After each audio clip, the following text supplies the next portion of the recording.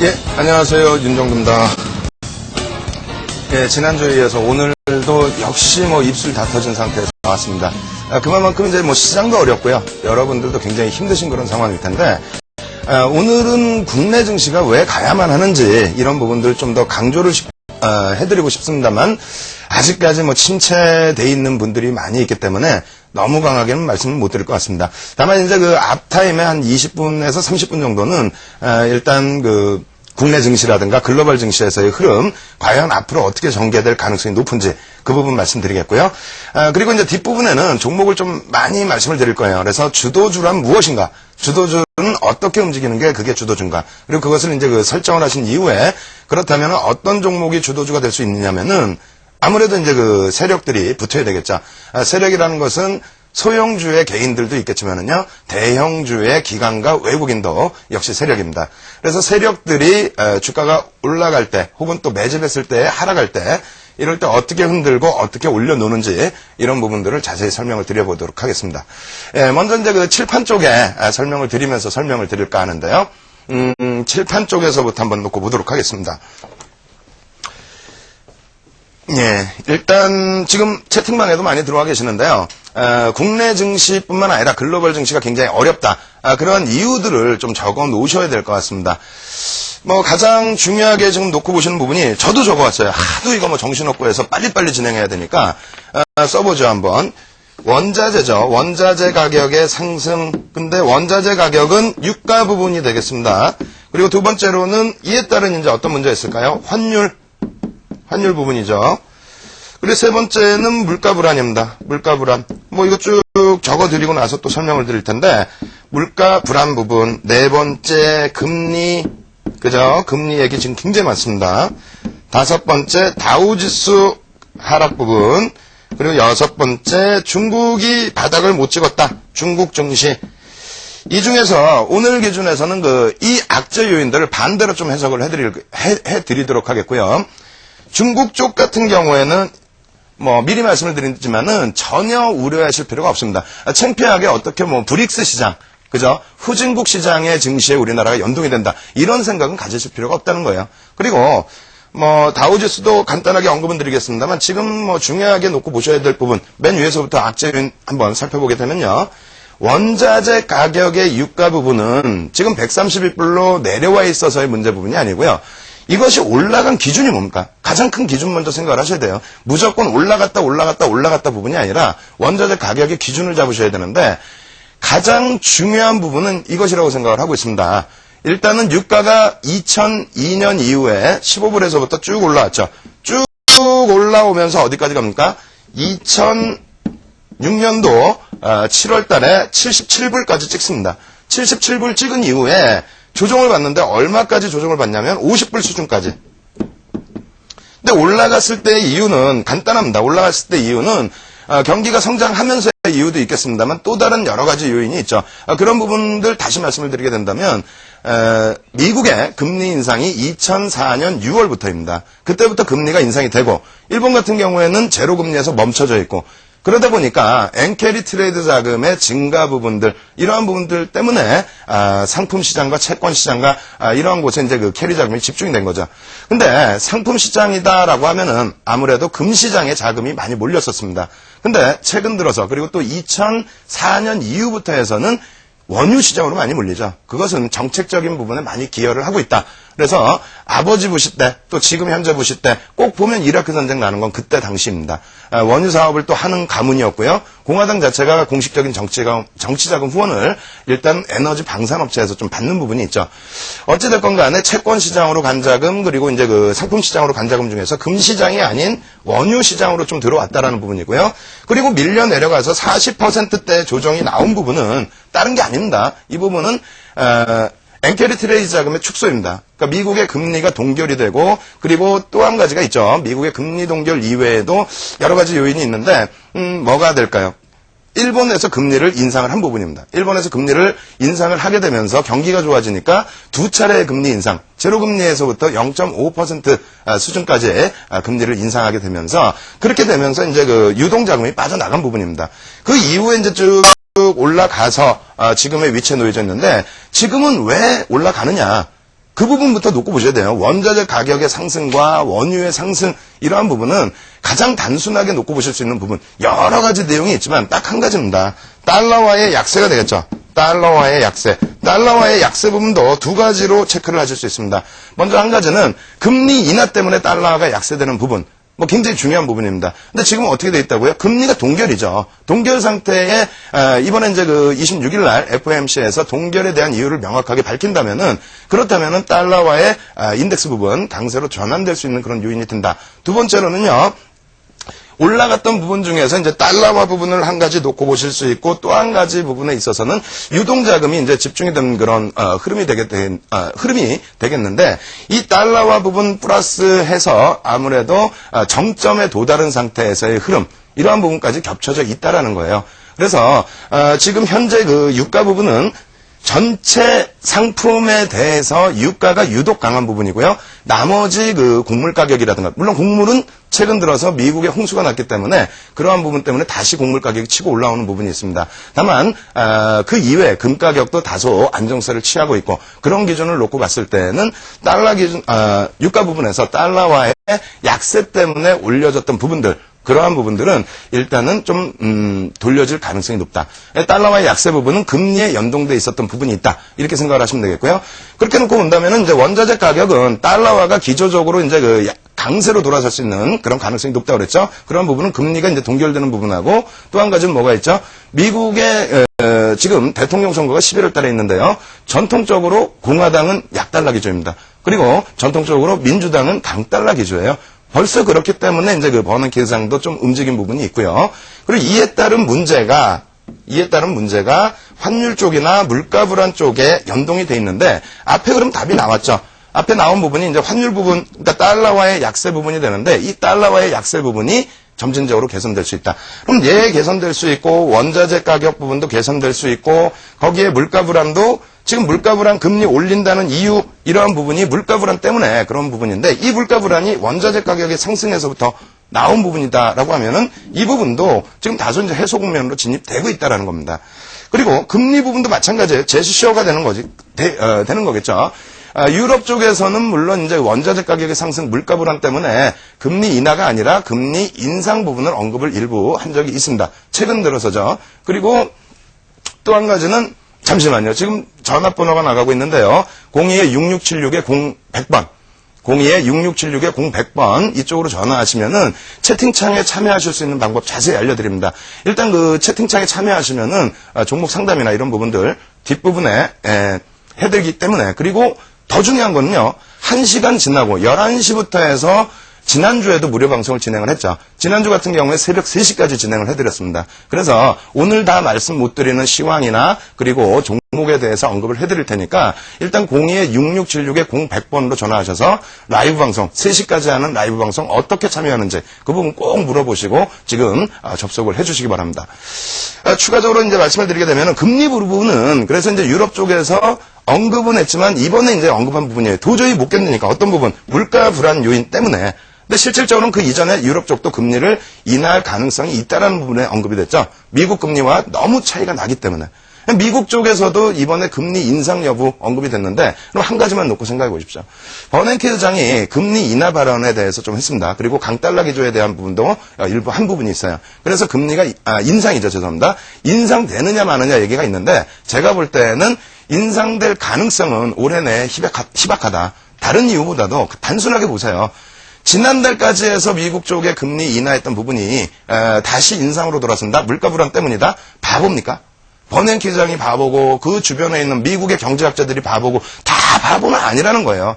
바보가 아닌 입장에서 정책이라는 게 뭐 하루아침에 지표가 조금 뒤늦게 나오는 부분이 있죠. 근데 그 지표 영향 때문에 바꿔야 된다, 바뀌어야 된다 이런 부분은 아니라는 겁니다. 그리고 우리나라도 마찬가지예요. 5월 달까지만 해도 뭐라고 얘기를 했습니까? 신정부 정책 자체가 환율 방어해주고 그렇게 해서 경기 살려내고 그 다음에 금리 부분을 인하를 해서 내수도 좀 진작을 시키자. 그래서 물가 불안 요인은 조금은 부담이 되지만 경기를 좀 활성화시키는 방법에서는 조금은 유동성을 확대해 두자. 이런 얘기였어요. 근데 이번 달에는 어떻게 됩니까? 정부 정책이 좀 휘둘리다 보니까 다시 좀 선회된 부분이 있죠. 또 7월 달에 새로운 정책을 내놓는다. 이렇게 얘기를 했는데 실질적인 기준에서는 금리 인상될 가능성은 그다지 높지가 않다. 그래서 지금 불안 요인을 떨고 있는 이런 부분도 가능성은 좀 희박한 쪽으로 놓고 보실 수 있겠고요. 다우지수와 중국 쪽은 제가 인터넷 보면서 말씀을 드리도록 하겠습니다. 일단 먼저 채팅창 쪽에 한번 여쭤볼게요. 채팅창에 지금 굉장히 많이 들어와 계시는데 일단 그 채팅창에 방송 듣고 계신 분들 질문 하나 해드려볼게요. 일단은 지금 써드린 악재 요인 이외에 다른 요인이 있을 것이다 라고 생각하시는 분들은 그 내용 적어주시고 아니다 지금 적어드린 내용이 대부분의 다 악재인 것 같다라고 하시면은 1번 눌러주시기 바랍니다. 그래야 그거 저도 모르는 악재가 있으면 안 되잖아요. 그래서 지금 1번 이렇게 쭉 눌러주시고 계시는데 그렇다면은 앞부분의 부분은 제가 명확하고 길게 설명을 못 드렸어요. 못 드린 부분인데 그 부분은 말씀드린 것처럼 11시 방송 이후에 지금 보여드리고 있는 라이브 창에서 좀 더 자세하게 설명을 드리고요. 그리고 지금 말씀드리려고 했던 다우의 흐름 그리고 중국 쪽의 흐름 부분을 설명을 드리겠습니다. 먼저 이제 그 다우 쪽 흐름 보면서 차트 보면서 설명을 드릴까 합니다. 지금 이제 차트 준비를 했는데요. HTS상에서 다우 지수 놓고 보시게 되면은 참 재밌는 현상이 있습니다. 지금 우리가 다우 쪽의 영향만을 너무 많이 생각하는 부분이 있어요. 다우가 약세니까 우리도 약세를 띄어야 된다. 다시 얘기해서 다우 쪽 부분에 있어서 지금 조정받은 것이 거의 4분의 3 그리고 5분의 4까지 조정이 나왔죠. 이렇게 놓고 보실 때 4분의 3까지 조정이 나왔기 때문에 모든 것이 또 약세로 돌아설 가능성이 있다 이렇게 생각하시는데 그렇지 않습니다.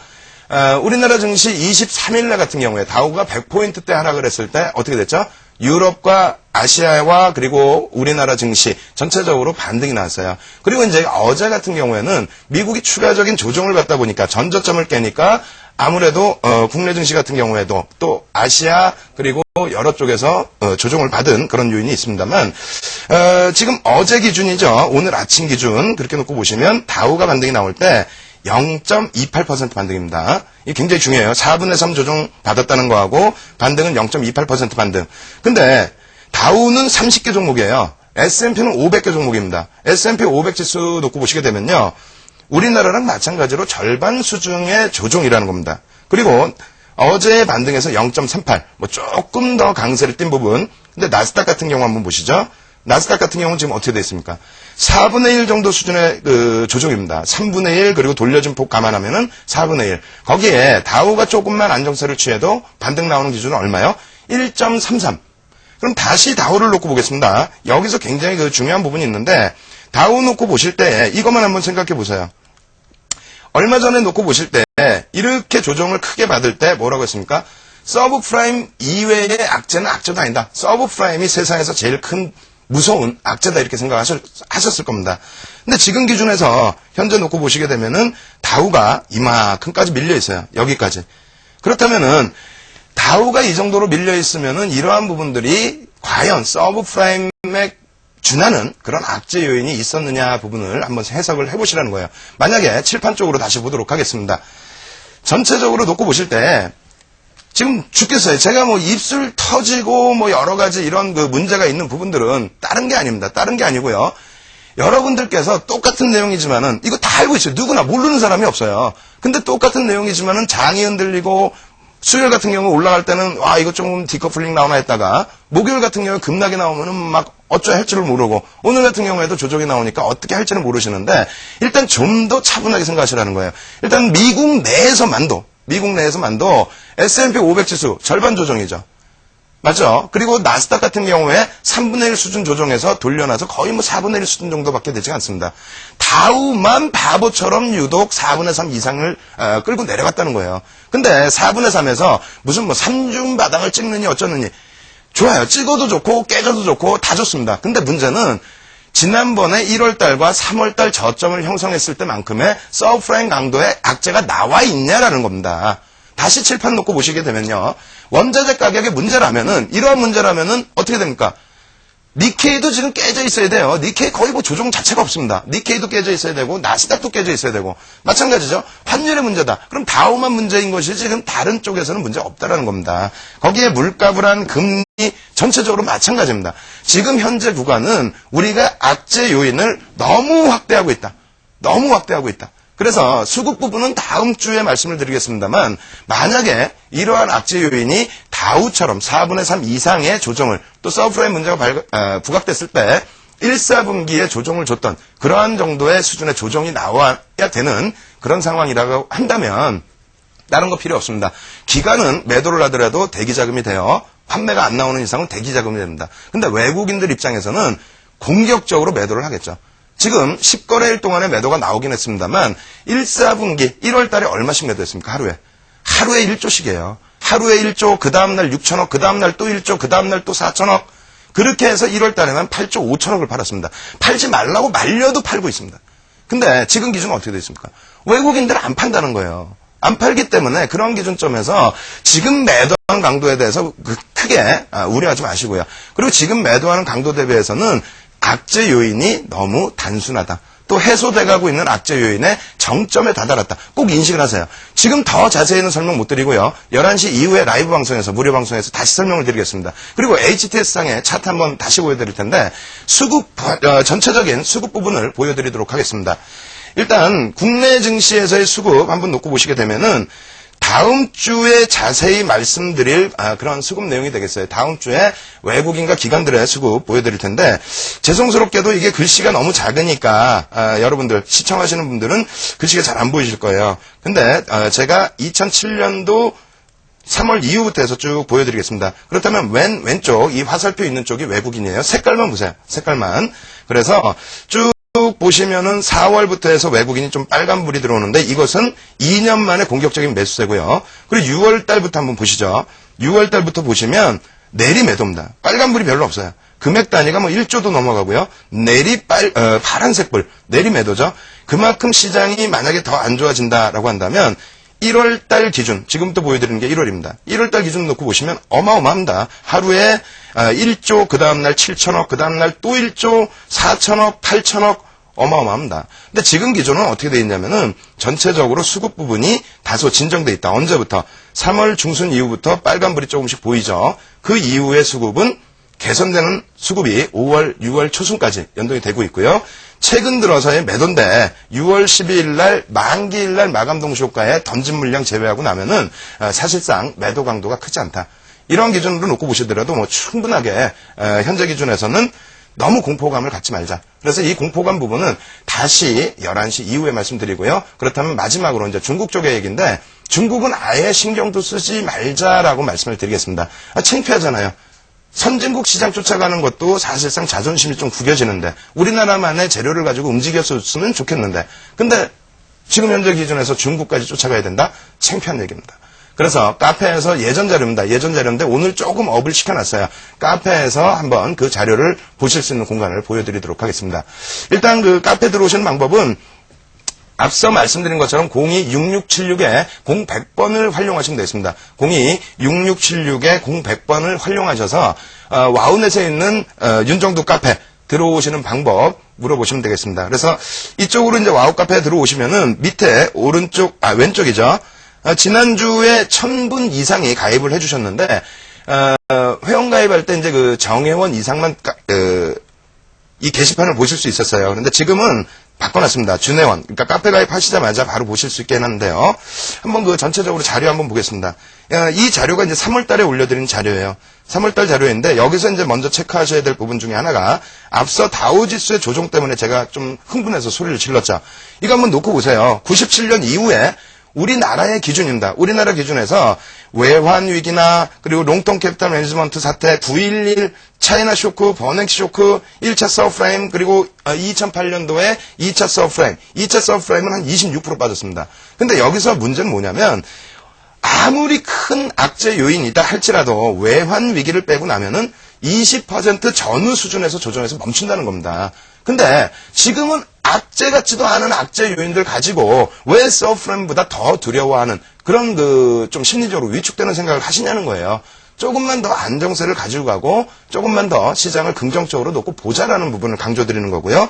그리고 이제 중국 쪽의 그 얘기를 말씀드리겠습니다. 중국 쪽을 중요시 놓고 보는 이유 중에 하나가 세계 그 경제 성장률 기여도 자체 2006년 기준인데요. 중국이 성장하면서 그리고 인도가 성장하면서 글로벌 증시가 전체적으로 성장을 나타내게 된 거죠. 근데 GDP 성장률 지금 15% 이상입니다. 2007년에 더 높은 비중을 차지했고요. 그렇기 때문에 중국을 놓고 보시는 거고요. 또 한 가지는 중국의 수출입 동향 놓고 보시게 되면은 78년 이후에 수출과 수입 부분 모두 큰 폭의 증가입니다. 이러한 것 때문에 전체적으로 글로벌 경기가 살아난 부분이 있다. 그렇다면 우리는 중국의 경기 동향을 놓고 보셔야지 중국의 등락 라인을 보시면 안 된다는 겁니다. 그래서 중국 부분에 요걸 한번 보여드릴게요. 굉장히 중요한 부분인데 쭉 내리시다 보면 뭐 지금 나오는 지급준비율 추이라든가 이런 부분 2007년도에도 10차례 인상을 했죠. 이번에 중국 지준율의 인상 때문에 겁을 내시는 분들은 그런 거 좀 잊자. 작년에는 10차례 인상됐고 올해도 벌써 6차례 인상이다. 이렇게 인상되면서 조정을 받으니까 좀 겁을 많이 드시는데 그렇게 하지 마시고요. 가장 크게 문제가 될 수 있는 부분은 이런 부분입니다. 쭉 내려보시면 중국이 왜 올라섰는지 부분부터 해서 설명을 드리겠습니다. 일단 차트 놓고 보시면 뭐 간단하게만 설명드리면은요. 2003년 이후에 글로벌 증시가 전체적으로 상승 랠리가 나올 때 중국은 계속 깨져 내려가서 저점을 형성하고 있었죠. 998포인트까지 밀렸습니다. 근데 중국 증시가 올라서기 시작한 부분은 다른 게 아닙니다. 뭐냐면 정부 정책 자체가 바뀐 거예요. 거래세를 인하해주고 부의 재분배를 하겠다. 이런 부분의 영향 때문에 지금 2007년 기준으로 해서 2007년 9월 기준으로 해서 중국의 계좌 수가 1억 6천만 계좌를 넘어서고 있습니다.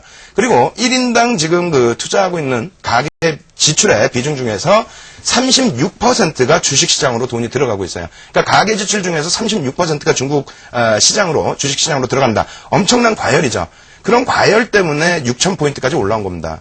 그럼 혹자들은 그런 얘기를 해요. 중국이 계속 성장하니까 분명하게 이게 올라가는 게 아니냐.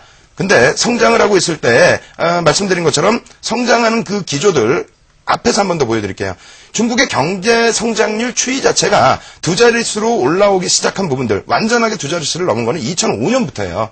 그리고 그 이전에는 10% 전후 수준입니다. 2002년도에도 9%대의 성장.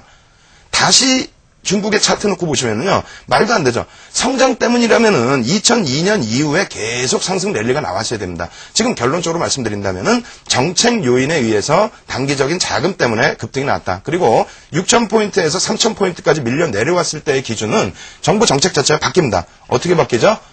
과도하다. 4,000포인트 이상에서는 과열이다. 긴축하겠다. 이런 내용 가지고 바뀜으로써 3,000까지 밀린 거고요. 3,000까지 밀린 상태에서는 어떻게 합니까? 올림픽 있지 않습니까? 올림픽. 그러다 보니까 1억 6천만 계좌에 많은 분들이 우리나라랑 뭐 똑같을 수 있어요. 촛불 시위할 수도 있어요. 가계 지출의 36%가 생각해보세요. 가계 지출의 36%가 정부가 좋다 해서 주식시장에 들어갔는데 그래서 6,000포인트까지 올라갔는데 근데 갑자기 4,000 이상에서 긴축이다라고 해가지고 그게 깨져 내려간단 말입니다. 깨져 내려가서 3,000이 깨져요. 4월 22일 날 깨졌습니다. 4월 22일 날 3,000이 깨져 내려왔을 때 그때 많은 그 패닉 상태 그리고 동요 상태 이런 부분이 많았었죠. 그러다 보니까 중국 정부에서 3,000포인트 이탈되자마자 내놓은 정책 자체가 거래세를 인하한다 부분입니다. 그렇게 해서 이제 반등이 나온 거고 최근 들어서 뭐 여러 가지 요인으로 또 밀려 내려가 있는 부분이긴 합니다만 하방 경직성은 어느 정도 수준에서는 잡을 수 있다. 다만 국내 증시에 미치는 영향력 제한적이다 이렇게 말씀드리는 부분이 우리나라하고의 비교 차트 한번 마지막으로 보여드리고요. 그리고 중국의 핵심 포인트 잡아서 보여드리도록 하겠습니다. 일단 우리나라와 중국 증시의 그 흐름 자체 비교 차트인데요. 놓고 보시게 되면은 마지막 부분만 놓고 보시면 되겠어요. 뭐 앞전 부분에서도 다 전체적으로 차이가 나죠. 우리나라 지수 올라갈 때 중국은 빠져내려가고 있었고요. 그리고 국내 증시가 올라갈 때 워낙 등락률이 높으니까 중국이 더 크게 올라간 것뿐이지 우리나라가 중국을 쫓아간 건 없습니다. 조정받을 때도 마찬가지예요. 서브프라임 때문에 조정받은 거지 중국 때문에 조정받은 게 아니고요. 그리고 중국이 4월 22일 날 요 바닥을 치고 3,000포인트가 이탈되는 그 바닥을 치고 돌려지는 관점이 있죠. 근데 바닥을 깨고 내려갈 때 우리나라 지수는 1,800포인트. 그리고 1,800포인트, 1,860 이게 중요한 게 아니고요. 가장 중요한 부분은 앞서 놓고 보신 것처럼 칠판에서 마저 또 설명을 드릴 텐데 중국 증시 부분이 지금 뭐 굉장히 지저분해요. 쭉 지워드리겠습니다. 쭉 지워드리고 중국 증시 부분이 언제라고요? 3,000포인트 맨 처음 깬 게, 3,000포인트 깬 부분이 대략적인 게 아니죠. 4월 22일입니다. 4월 22일 날 우리나라 증시도 바닥 대비해서 1,530에서부터 무려 올라온 폭이 1,800포인트 중반까지 올라온 거고요. 그리고 가장 중요한 게 그겁니다. 생각해 보세요. 아니, 홍콩의 항생도 중국의 영향을 안 받아요. 4월 22일 날 홍콩의 항생지수가요. 바닥에서부터 얼마 올라와 있었냐면은 20% 올라와 있었다는 겁니다. 중국의 상하이 지수는 어떻게 돼 있었냐면은 이 바닥에서부터 20% 올라오는 동안에 내리곤두박질 쳐서 3,000이 이탈이 됐어요. 근데 왜 홍콩도 영향을 안 받는 우리나라 증시가 중국의 영향을 받는다는 등, 예? 근데 오늘 같은 경우에 중국 반등 나왔는데 우리나라 못 올라갔죠. 오늘 이후로 완전히 지워버리세요. 창피하게 어떻게 중국. 제발 그거 좀 하지 마십시오. 그리고 그 부분에 있어서 그래도 중국을 좀 봐야 되지 않느냐. 그렇다면 고기준만 잡으세요. 10시 25분에 중국 증시를 개장이 되면 보시는 분들도 계시는데 중국의 등락폭은 월등히 높습니다. 높기 때문에 우리나라에 미칠 수 있는 영향력은 이건 적어두세요. 다른 건 다 잊어버리시더라도 이건 적어두십시오. 중국이 4% 수준의 등락이 나온다. 4% 이상의 등락, 그래서 4% 이상의 상승이나 4% 이상의 하락 부분, 이러한 부분이 나오게 되면은 조금 빠지네? 만약에 그게 심리적으로 우리나라에 영향을 미치면은요, 그렇게 되면은 상승일 때, 만약 심리적인 영향을 받을 때, 상승일 때는 대략 한 우리나라 증시는 1% 수준. 밀릴 때에도 1% 정도 수준의 등락이 나온다. 대략적으로 한 20포인트 조금 못 미치는 수준이 되겠죠. 그리고 두 번째로 중국 같은 경우에는 8% 등락이 1년에 3, 4차례 정도 나옵니다. 1년에 3, 4차례 정도 나오는데 1년에 3, 4차례 나오는 그 8%의 등락, 이런 부분에 있어서는 급락이 나왔네? 왜 그럴까? 이번에 언제 나왔어요? 지준율 인상하면서 나왔죠? 지준율 인상할 때 조금 문제가 돼 있구나라고 생각하시면서 이때는 우리나라 증시 2% 정도 등락 정도를 놓고 보시면 되겠습니다. 그래서 중국 증시는 아예 무시하고 다만 너무 큰 4% 이상의 등락이나 8% 이상의 등락, 그것이 나올 때 기준에서만 일단은 관심을 갖고 좀 생각해보자, 이렇게 말씀드리겠습니다. 오늘 원래 준비한 거는 시황 쪽에서 악재 요인이 해소됐다 이런 부분인데 원래는 호재 요인도 갖고 나왔어요. 우리나라 그 증시에 있어서 대략적으로 이제 그 호재를 받을 수 있는, 재료를 받을 수 있는 그런 부분들 좀 놓고 보실 수 있는데, 환율이라든가 우리나라 환율은 굉장히 긍정적이죠. 이 환율은 좀 간단하게만 설명드릴게요. 칠판에서 환율 부분 간단하게만 설명드리면, 환율이 재료냐 아니냐 이 부분은 증시에서는 재료입니다. 사실상 환율 때문에 물가 불안 더 야기되고 또 서민 물가가 부담이 되긴 합니다만, 환율 부분에 있어서 재료가 되는 부분은 다른 거 다 무시하시고요. 이것만 생각해 보세요. 우리나라 GDP의 뭡니까? 70%가 수출입니다. 수출이고요. 그리고 우리나라의 12월 결산법인 있죠. 2007년도 12월 결산법인의 매출액의 60%가 수출입니다. 12월 결산법인이 얼마나 되느냐? 396개 종목이 되는데요. 매출의 60%가 수출. 그리고 우리나라 코스피 200 종목의 순이익의 47%. 이것이 수출입니다. 수출 관련 그 흐름이에요. 그렇게 된다면 환율이 지금 대략 바닥에서 10% 이상 올라왔죠. 그 부분 때문에 당연히 이러한 부분들, 매출 기준이나 순이익 기준이 높아진다. 거기에 IT주들 있죠. IT주들이 시가총액 기준이 지금 대략적으로 20% 수준이에요. IT주들의 시가총액 비중이. 근데 이 부분이 2003년과 2004년도에 환율을 1,100원대에 잡아줬을 때, 그러할 때 시가총액이 얼마까지 올라왔냐면요. 30% 이상까지 올라갔습니다. 그리고 우리나라에서 이제 삼성전자, LG전자, 그리고 하이닉스, 그리고 LG 디스플레이, 이 네 종목을 합쳤을 때 시가총액 비중이 대략적으로 지금 18%에 가까운 비중입니다. 근데 환율 때문에 이 종목군들이 영향을 안 받겠습니까? 당연히 받죠. 일부 여러 가지 내용들, 환해지에 대한 부담 요인이라든가 여러 가지 내용들이 있습니다만 실질적으로는 굉장히 좋다. 그것이 가장 긍정적으로 나타나는 부분이 뭐라고요? 일본입니다. 니케이 같은 경우에 지금 거의 조정 없이, 서브프레임 그때처럼 다우지수가 깨져 내려가 있어도 일본 같은 경우에 강세를 띠는 부분이 환율 자체가 달러당 95엔까지 밀려 내려가는 그런 흐름까지 연출이 됐다가 지금은 얼마라고요? 107엔, 108엔까지 올라가 있습니다. 그렇게 되면서 강세를 띠는 거예요. 그럼 우리나라는 왜 왜 못 올라가느냐? 그러한 부분은 정책적인 불확실성이 있었다. 왜? 6월 달부터 해서 여러 가지 뭐 쇠고기 문제나 화물연대 파업이나 그래서 정책 부분이 흔들리는 그런 문제가 있었기 때문인데 다음 주에 말씀드리려고 했습니다만 한 가지 힌트만 드리면요. 경상수지 이번 달에 흑자 전환돼서 나올 가능성 높습니다. 5월 기준의 경상수지 6월 말에 나옵니다. 6월 말에 나오는데요. 경상수지 흑자 전환이 된다. 그렇게 된다면 정부 정책이 다시 힘이 실립니다. 실리게 된다면 환율 뭐 구두 개입해도 1,000원대 안 깨놓고 있죠. 그 환율 유지될 가능성 높고요. 그리고 오히려 원자재 가격이 거기에 추가적으로 좀 조정이 나온다라고 한다면 물가 불안 굉장히 불안스럽고 리스크가 있는 그런 요인이긴 합니다만 지금의 정부 정책은 아직까지는 경기 전체를 살려보겠다의 기준입니다. 그래서 아무래도 이제 지금 뭐 땀이 엄청나게 나고 있는데요. 아무래도 금리 인하 언급까지도 나올 가능성이 있다. 그렇다면 시장은 굉장히 큰 재료 요인이 됩니다. 그래서 일단 뭐 FOMC 관련된 내용도 중요하지만은요. 우리나라의 경상수지 관련해서의 내용도 꼭 체크를 하시고요. 그리고 또 한 가지 중요한 부분은 다음 주에는 꼭 설명드릴게요. 외국인과 기관 수급 어떻게 바뀌어 있길래 어떤 부분에서 좋다고 얘기하는지 그 부분 설명드릴 거고요. 참 또 생각났다. 기관들 있죠? 기관들 외국인 수급은 좀 바뀌었다 했는데 기관들 수급이 투신이 매도하지 않느냐. 그 굉장히 중요합니다. 이거 하나만 더, 이거 시황하면은, 시황에서 너무 시간 잡아 뺏기면 또 종목에서 많은 말씀을 못 드리는데, 가장 중요한 부분입니다. 기관들 기준에서, 그러니까 투신권의 기준에서, 주식형 펀드 수탁액이 지금 국내영이 대략 80조 정도 됩니다. 80조. 그래서 이 부분이, 대략적으로 95%에서 97% 비중의 주식을 채워왔었어요. 근데 올해 같은 경우에도 1, 4분기에 외국인이 매도를 많이 하니까 주식 비중을 꽉 채워놨었던 부분이 있죠.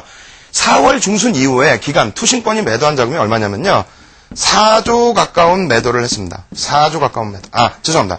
3조 가까운 매도. 3조 대의 매도를 기관들이 했다는 거예요. 언제부터? 4월 중순부터 매도를 했어요. 그러다 보니까 수급이 꼬인 거 아니냐, 밑에서 잡으려고 하는 거 아니냐, 여러 가지 의견이 있습니다만 이 내용은 제가 판단할 때는 이제 너무 비중이 좀 높아진 비중에서 줄이는 과정 속에서 90%까지 내려놨는데 이 90% 투신권의 90% 수준의 그 주식형 펀드 잔고 채우는 부분은 2007년도 가장 바닥권일 때 그 수준입니다. 다시 여기서 평상시의 수준처럼 95에서 97 정도 채우셔야 되는데요. 그 기준으로 놓고 본다면 언제 들어오겠느냐? 제가 볼 때는 6월 말에 들어옵니다. 다음 주에 들어옵니다. 왜? 월말 효과 맨날 얘기하잖아요. 그리고 분기말 효과 얘기하죠. 그리고 뭐 얘기합니까? 반기말 효과 얘기하죠. 지금은 반기말 효과, 윈도우 드레싱 성격의 효과, 그 부분이 굉장히 집중되어 있는 위치다. 그러한 부분 때문에 4월 중순 이후에 외국인들의 수급이 개선되어 있을 때 투신권에서 3조 이상의 자금을 확보한 것이 아니냐 이렇게 보고 있습니다. 그래서 평상시에 매번 채우는 게 95%인데 지금 90% 수준이라는 거 이거 꼭 염두에 두십시오. 그래서 기간 수급이 매수차익 잔고도 많이 줄어져 있고요. 그래서 개선될 가능성이 월말, 월초 부분에 충분히 있다. 이렇게 말씀드리겠습니다. 일단 그 채팅창으로 다시 넘어오도록 하겠습니다. 채팅창으로 좀 넘어올 텐데요. 지금 죽겠습니다. 저도 덥고 눈에 지금 땀이 들어가서 네. 굉장히 힘듭니다. 눈도 따갑고 그리고 여러분들은 지금 막 빨리 진행되는 과정 속에서 뭔 소리인지도 모르겠고 반론도 있는데 반론도 답변을 못 하겠고 뭐 정신이 없죠. 그리고 밑에는 또 선이 깔려 있어서 죽겠습니다. 여기 뭐 채팅방 쭉 보니까 종목도 올려주시고 그다음에 또 저희 쪽에서도 올려준 내용이 있네요. 대박 방송 끝나고 11시부터 무료 공개 방송 진행할 예정입니다. 이거 모르시면 아까 말씀드렸죠. 지금 전화번호 나가죠. 026676에 0100번 026676에 0100번으로 전화를 주셔가지고 그쪽으로 이제 그 전화 주시게 되면은 채팅방에 참여하실 수 있는 방법을 알려드립니다. 지금 하이닉스에 대한 질문도 주셨는데 하이닉스 말씀드릴 거예요. 그럼 지금 부분부터는 유가도 뭐 녹화방송 보시거나 아니면은 조금 전에 말씀드린 내용처럼 금리 인하 때문에 유가 달러와 약세 띄고 유가나 원자재 가격 올라간 부분이 이제는 좀 멈춰질 가능성이 있다는 부분 말씀을 드리겠고요. 그리고 이제 지금 시간부터는 종목에 대해서 언급을 드릴 텐데 일단 종목 부분은 이렇게 말씀을 드릴 거예요. 어떤 종목이 주도주가 될 것인가 그리고 어떤 종목이 그 주도주 내에서도 움직임을 잘 가지고 갈 것인가. 근데 항상 그냥 주도주다 생각해서 움직임을 좋게 주면 괜찮은데 보면은 주가가 오르기도 하지만은 굉장히 지금 같은 경우에 많이 밀려 내려가는 경우도 있습니다.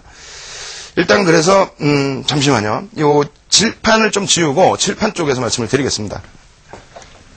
너무 제가 또 왔다 갔다 하니까 지금 이쪽에서도 스튜디오 안에서도 정신이 없습니다.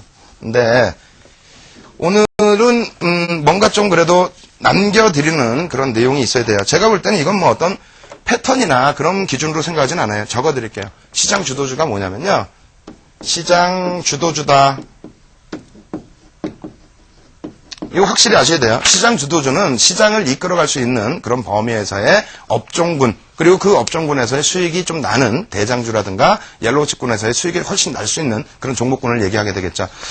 일단 시장 주도주는 어느 정도 부각이 돼야 주도주냐면요. 3개월짜리 이런 건 주도주가 아닙니다.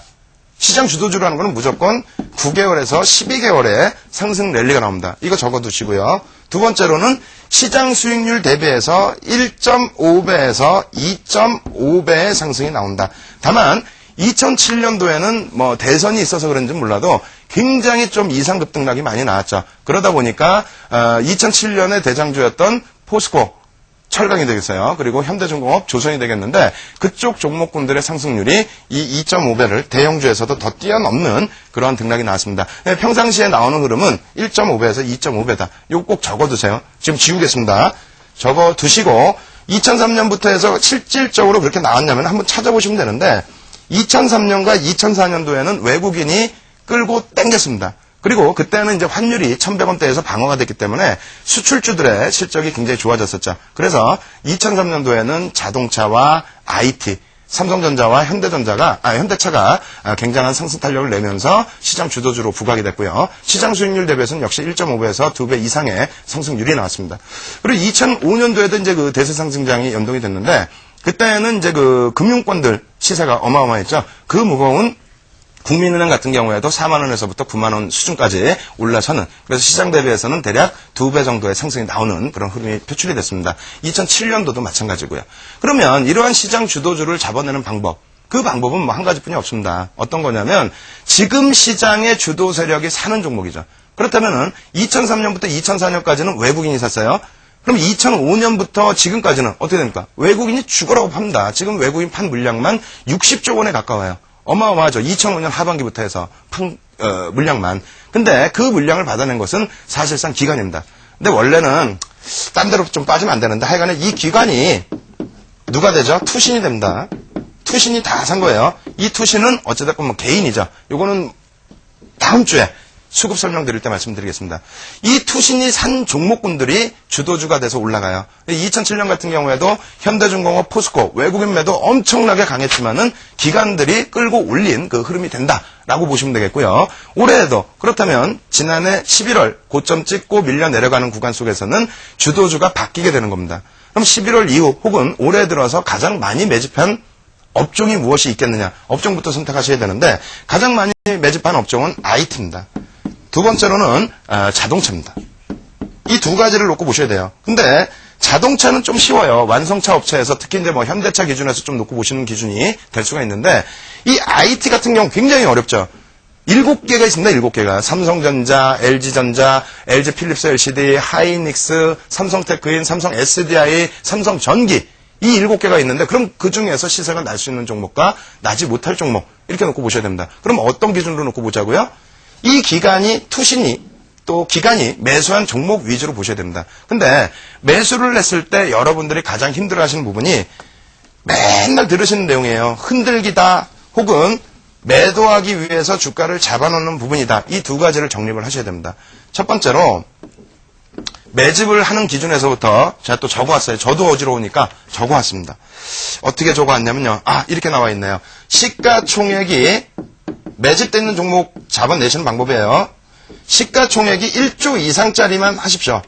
1조 이상짜리 종목이 지금 몇 개가 있냐면요. 130개 이상입니다. 시가총액 1조 그러면 그러시는데 그렇게 하실 필요 없어요. 시가총액 1조 이상이 130개 정도 종목이 됩니다. 이 종목군들은 수급을 놓고 보실 때 어떻게 보시냐면은 외국인이든 기관이든 상관없는데 가급적이면 기관이 좀 더 좋겠죠. 그래서 0.5 3% 이상의 매수 0.3% 지분율 기준이에요. 지분율 기준. 0.3%대 매수가 들어와야 그나마 매수가 들어왔다 이렇게 보시는 겁니다. 예를 들어서 STX 펜오션 같은 경우가 주식수가 얼마입니까? 20억 주예요. 20억 주에 100만 주 들어와 봐요. 그러면 우와 100만 주 들어왔다. 그러면 100만 주면은 0.05%인가요? 0.1%도 안 돼요. 0.05% 들어왔는데 와 기간이 100만 주나 샀다요. 쫓아가신단 말입니다.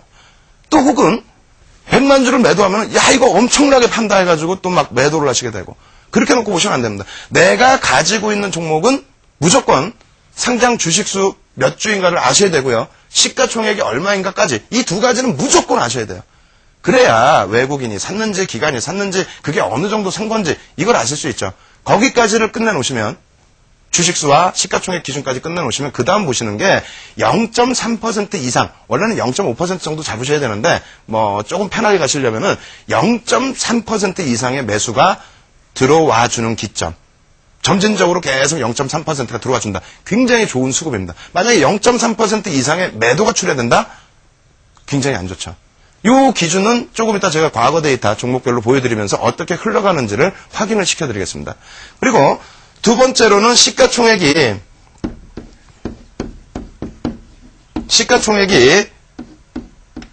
10조 이상짜리 종목. 와, 시가총액 10조 이상이다 그러면 굉장히 막 놀라실 텐데 아닙니다. 지금은 시장이 좋아지다 보니까 예전에 시가총액 10조 넘는 거는 한국전력 하나였어요. 근데 지금 기준에서는 몇 개냐면은 19개 종목이에요. 19개. 이 19개 종목이 되는데 얘네들은 뭐 대표적으로 뭐 삼성전자, 뭐 하이닉스, 삼성테크인, 삼성테크인 아니라 LG전자 이런 거 많이 있죠. 그럼 이 시가총액 10조 넘는 19개 종목에 대해서는 0.2% 수준 매수가 들어온다라고 하면은 굉장히 좋은 겁니다. 이게 연속성을 안 띄더라도 매도가 별로 없고 매도가 그다지 없는 상태에서 0.3 혹은 0.2가 오늘 들어오고 그리고 다음 주 뭐 화요일 들어오고 그리고 다음 주 막 금요일 들어오고 이런 수준의 매수가 누적적으로 쌓이게 된다면 이것은 매집으로 보실 수 있습니다. 그리고 전체 물량에 이거 지울게요. 지우고 녹화방송 다시 한번 나중에 보세요. 이렇게 매집된 이후에 전체적으로 우리가 매집이다 할 수 있는 부분은 이렇게 놓고 보셔야 돼요. 2.5%에서 5% 수준까지 매수가 되면서 주가는 어떻게 되냐면요. 20에서 30% 끌어올립니다. 최소 20에서 30% 주가의 상승이 나와요. 왜? 2.5에서 5%면 굉장히 많은 물량입니다. STX 펜오션으로 해볼까요? 5%면 얼마예요? 20억 주짜리니까 1%면은 2천만 주에 5%면 1억 주네요. 1억 주를 매수하는데 주가가 안 움직이겠어요? 움직이죠. 그래서 20에서 30%가 올라오는데 추가적인 매집을 단행할 종목 같은 경우에는요. 주가를 땡긴 이후에 눌러줍니다. 눌러줄 때 매도가 안 나오고 평균 단가 수준까지 눌려지게 되면은 오히려 재차 매수를 합니다. 그렇게 돼서 5% 이상에서부터 10% 수준까지 매집이 돼야 이건 완전한 매집주다라고 할 수가 있겠습니다. 완전한 매집주라고. 그래서 지금 기준은 그럼 체크할 게 뭡니까? 2.5에서 5% 매수하는 종목에 대해서는 이거 수급 굉장히 들어왔네. 그리고 시세가 나오고 있죠. 그 기준점에서 위에서 쫓아가시면 안 돼요. 왜? 한번 눌러준다고 그랬죠. 눌러주는 과정에 차익 실현이 나오면 그건 끝나는 겁니다. 끝나는 거예요. 차익 실현을 던진 거니까. 근데 만약에 차익 실현이 안 나오고 눌려진다. 그렇게 됐을 때 밑으로 내려왔을 때 재차 매수 수급이 들어오거나 혹은 반등 탄력을 받아줄 때 그럴 때는 추가적인 지분 5에서 10%가 채워지는지 이게 채워지면은 이거는 시장 주도주 부각될 수가 있습니다. 그럼 이렇게 채워질 때 다시 한번 지우고 또 설명을 드리겠습니다. 저렇게 채워질 때의 흐름 어떻게 되냐면요. 매집주의 상승은 얼마나 나올까? 매집주다라고 했을 때는 최소한 시장 등락률이 30에서 최소한의 범위입니다. 50%가 올라가야만 차익 실현을 할 수가 있습니다. 얼마 매수했을 때? 5에서 10% 매집을 했을 때. 그 기준을 꼭 설정을 해두시고요. 지금부터는 종목 하나하나 보여드릴 거예요. 보여드릴 거고 설명을 드릴 텐데 이 정도 수익률. 그리고 여기에 플러스 되는 게 뭐죠? 5에서 10% 이상을 매집을 했다라고 하면은 그만큼 시장에서 업황도 좋고 관심권에 놓여지고 하다 보니까 매집을 하는 거예요. 근데 여기에 플러스에서 나오는 부분이 주도주다라고 했을 때 뭐라고요? 1.5배에서 2.5배가 움직인다고 그랬죠? 그 기준 잡았을 때 중간중간마다 흔들 때 견뎌내셔야 되는 겁니다. 어떻게 흔드는지도 보여드릴게요. 그래서 매집의 기준은 이렇게 설명을 드렸는데요. 그러면 주가를 어떤 식으로 가지고 가는지 부분 크게 두 가지로 다시 나눠드리겠습니다. 어떤 기준이 되냐면 상승장에서 상승의 흐름이 나올 때 이렇게 나올 때는 흔들어야 됩니다. 엄청나게 흔들어요. 흔들기. 최근의 종목도 이런 게 있고요. 과거 종목에도 이런 흔들기가 있습니다. 두 번째로 하락장일 때는 어떻게 하냐면 하락장일 때 만약에 차익 실현을 하겠다. 차익 실현을 하면은 이 못된 것들이 잡아놓고 팹니다. 잡아놓고. 만약에 실질적인 차익 실현을 한다. 그러면 막 엄청난 매도 물량 쏟아부을 거 아닙니까? 그러면 급락이 나와야 되는데 오히려 상승장에서는 조금만 던지고도 급락을 연출시켜서 흔들어서 물량을 뺏어가고요. 그리고 하락장에서는 오히려 어마어마한 물량을 풀면서도 종목군들을 밀지를 않아요. 잡아놓고 때리고 또 잡아놓고 또 때리고 아주 못된 것들이죠. 근데 여러분들이라도 그렇게 하시겠죠. 근데 그 패턴 부분이 기관이 됐건 외국인이 됐건 또 소형주에 대한 개인 세력이 됐건 똑같다는 겁니다. 그래서 이 수급을 모른다면은 기술적 분석도 굉장히 중요하지만은 기술적 분석 라인에서 추세가 이탈될 것이냐 안 될 것이냐 이거 억지로 흔들 것이냐 아니면은 지금 기준에서 다시 돌려놓을 것이냐 수급 부분이 바탕이 됩니다. 그 세력의 마음대로 움직이는 부분이니까. 그래서 수급 부분을 체크하는 방법이 가장 중요성을 띈다 이렇게 말씀드리겠습니다. 일단 HTS상에서 그러한 종목군들이 어떤 종목이 그런 움직임을 나타냈는지 보여드리겠습니다. 먼저 그 삼성전자 부분부터 해서 보여드리겠습니다. 삼성전자 같은 경우에 얼마나 어떤 식으로 매도를 했는데 잡아놓고 때린 그 기준이 되는지를 한번 보여드릴 텐데요. 삼성전자의 2004년도 4월 기억 나시는 분들이 계실까 모르겠어요. 2004년 4월 우리나라 그 시장 흐름부터 한번 체크를 해보겠습니다. 2004년도면은 굉장히 좀 오래된 얘기긴 합니다만 이번 상승 랠리 중에 형성되어 있던 구간이죠. 이렇게 놓고 보시면 엄청나죠. 이게 20% 조정입니다. 20%. 여러 가지 악재 요인이 겹쳐지면서 20% 조정이 나왔고 윗부분의 첫 구간에 있어서의 조정폭도 상당히 크게 나왔어요. 근데 이러한 그 조정이 나오기 위해서는 굉장히 공격적인 외국인들의 매도, 이때까지만 해도 이제 외국인이 주도했으니까요. 외국인의 매도 혹은 뭐 주도 세력의 매도가 표출돼야 되는데 이때 당시에는 표출이 됐기 때문에 바닥까지 밀린 거예요. 지금 보신 것처럼 2004년도 고점에서부터의 흐름이 되는 거고요. 그리고 두 번째로 이제 한 번 더 놓고 보여드립니다. 삼성전자의 차트 한번 보여드릴게요. 삼성전자 종목 차트 한번 보겠습니다. 주가 차트. 그래서 005930이죠. 5930 삼성전자. 연결이 끊겨졌다네요. 그렇다면은 연결이 조금 될 때까지 한번 다시 카메라 보고 말씀을 드리겠습니다. 일단은 지금 기준에서 다시 그럼 칠판으로 살짝 이동해서 설명을 드려볼까요? HTS상에서 보여드리려고 하는 내용이 뭐냐면, 얘 장난이 아닙니다, 애들이. 삼성전자 부분, 뭐 채팅방 됐으면 채팅방에 한번 여쭤볼까도 생각을 했는데, 삼성전자 가장 많은 매도가 나온 거 얼마 물량 보셨어요? 얼마예요? 30만 주요? 40만 주요? 아닙니다. 삼성전자의 매도 가장 많이 나온 것은 2003년 이후 기준을 잡는다면요. 2003년 이전에 80만 주 매도도 있었어요. 그런데 2003년 이후의 기준 잡는다면은, 야 대단합니다. 74만 주씩 매도가 나왔어요. 어마어마하죠? 74만 주. 그리고, 삼성전자 부분 그 다음날 또 물량 때린 게 70만 주. 장난이 아니었단 말입니다. 근데 주가는 이 74만 주, 지금 최근 거래량이 30만 주에서 50만 주 사이에요. 뭐 많이 나오면 60만 주, 70만 주인데, 하루에 74만 주씩 때렸다고 생각해 보세요. 지금 거래량 30에서 50만 주에서. 어떻게 됩니까? 하한가 나오겠죠? 30에서 50만 주 거래량 혹은 80만 주 거래량에서 74만 주를 때리는데 이게 하한가가 천하의 삼성전자에도 하한가 안 나오겠어요? 하한가 나오겠죠. 그래서 다시 차트 쪽으로 한번 넘어가 보도록 하겠습니다. 이 수급 부분이 가급적이면은 시간이 지금 별로 없어요. 그래서 보여드려야 될 부분 중에서 너무 오래된 자료이기 때문에 외국인들의 매매 현황에서 한번 보여드리겠습니다. 요거는요, 어디서 보냐고 물어보시는 그 분들이 많이 있으신데, 각 증권사에 전화하시면은 요거 알려주세요. 예? 어디서 이런 내용 볼 수 있나요? 하시면, 해당 사이트, 사용하시는 증권사, 콜센터 전화하시고요. 괜히 또 와우에 전화하시면 업무 못하고 바빠 죽겠는데, 힘들어지죠. 자, 6월 이전으로 해서, 90일 한번 보겠습니다. 보시면은요, 4월 29일 한번 보자고요. 이게 굉장히 중요한 내용이에요. 4월 29일 날 얼마 팔아요? 74만 6천 주 매도합니다. 어마어마하죠? 그 다음날 72만 9천 주 매도해요. 외국인이, 주도 세력이었던 외국인이. 이렇게 매도하면서 하한가가 안 나와요. 몇 프로 빠져요? 4%대. 그 다음날은 또 낙폭과대라고 해가지고 3%대 하락입니다. 근데 그 이후에 흐름 보면은 16만 주 찔끔 매수하고 2만 4천 주, 2만 4천 5% 가까이를 올려요. 이거는 잡아놓고 때리는 그 흐름이다. 이렇게 놓고 보실 수 있습니다. 그 이후의 흐름에서도 마찬가지예요. 찔끔 매수하면서 주가를 돌려놓는데 사실 이 부분을 뒷부분에서 다시 놓고 보시면은요. 찔끔 매수하면서 주가를 돌려놓지 않습니까? 야, 큰일 났다. 오늘 그 삼성중공업까지 보여드려야 되는데, 라이브에서 보여드릴 수밖에 없겠네요. 그러면 삼성전자 많이 매도한 거 보여드렸고요. 010140 삼성중공업 부분 예전 거의 수급 차트만 한번 보여드리고 마무리 짓겠습니다.